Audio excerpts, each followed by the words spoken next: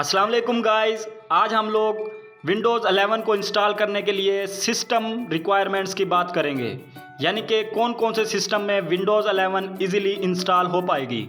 मेरे नज़दीक जितनी तगड़ी ये विंडो है इतनी तगड़ी रिक्वायरमेंट्स नहीं रखी गई है, यानी कि विंडोज़ 11 को आप मोस्टली सिस्टम्स में इंस्टॉल कर पाएंगे। यहाँ पर मैं आपको बताता चलूँ कि अगर आप विंडोज़ 11 की तमाम तर खसूसियात को जानना चाहते हैं तो आपको आई बटन और नीचे डिस्क्रिप्शन से एक लिंक मिलेगा जिस पर क्लिक करके आप विंडोज़ 11 की मुकम्मल जानकारी हासिल कर सकते हैं। तो नाजरीन, बिना टाइम वेस्ट किए अब जानते हैं इस विंडोज़ 11 के लिए मिनिमम सिस्टम रिक्वायरमेंट्स को। इस विंडो को इंस्टॉल करने के लिए आपके सिस्टम में मिनिमम डुअल कोर प्रोसेसर होना चाहिए और 1 गीगाहर्ट्ज़ उसकी स्पीड होनी चाहिए। आपके सिस्टम में 4 GB मिनिमम रैम होनी चाहिए, वो इसलिए कि इस विंडोज़ को माइक्रोसॉफ्ट ने 64 बिट ऑपरेटिंग सिस्टम के तहत बनाया है, जो कि सिर्फ़ और सिर्फ 4 GB रैम में ही चल पाएगा। इसके अलावा आपके सिस्टम में 64 GB मिनिमम स्टोरेज होनी चाहिए। तो दोस्तों, ये थी वो रिक्वायरमेंट्स जो कि मेरे नज़दीक आपके सिस्टम में मौजूद हो सकती हैं। अब बात करते हैं कुछ स्पेशल रिक्वायरमेंट्स की। विंडोज़ 11 को इंस्टॉल करने के लिए आपके सिस्टम में TPM और सिक्योर बूट का होना लाजिम है। पहले बात करते हैं TPM की कि TPM क्या है। Trusted platform module. इसको आप यूँ समझें कि ये एक चिप है जो कि सिक्योरिटी पर्पज़ के लिए इस्तेमाल की जाती है और ये आपके सिस्टम में मौजूद हो भी सकती है, नहीं भी हो सकती। अब मैं आपको बताता हूँ कि इसको चेक कैसे करना है कि ये आपके सिस्टम में इनेबल है, डिसेबल है भी या नहीं।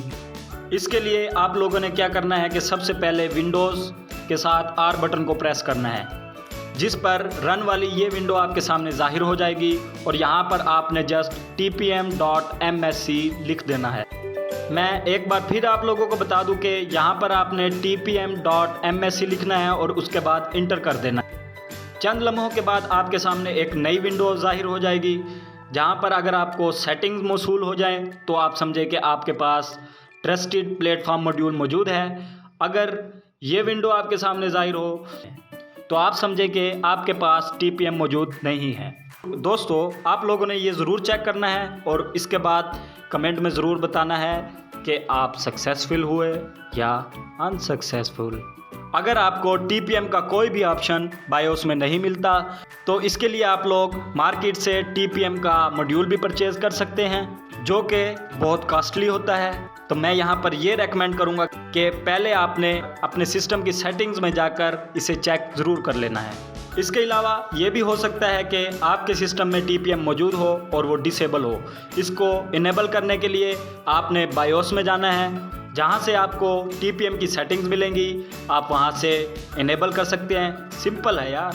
नाजरीन, अब बात करते हैं सिक्योर बूट की, जो कि तकरीबन बहुत से सिस्टम्स में मौजूद होता है, लेकिन बहुत से सिस्टम्स में ये डिसेबल होता है। इसके लिए भी आप लोगों ने बायोस में जाना है, उसके बाद सिस्टम कॉन्फ़िगरेशंस को ओपन कर लेना है। उसके अंदर आपको सिक्योर बूट का ये ऑप्शन मिलेगा, इसको आप डिसेबल से इनेबल कर सकते हैं। इसके अलावा माइक्रोसॉफ्ट ने एक नया टूल मुतारिफ़ करवाया है जो कि आपके सिस्टम से ऑटोमेटिकली डिटेक्ट करता है कि आपका सिस्टम विंडोज़ 11 के लिए कंपैटिबल है या नहीं, जिसका लिंक आपको डिस्क्रिप्शन में मिल जाएगा।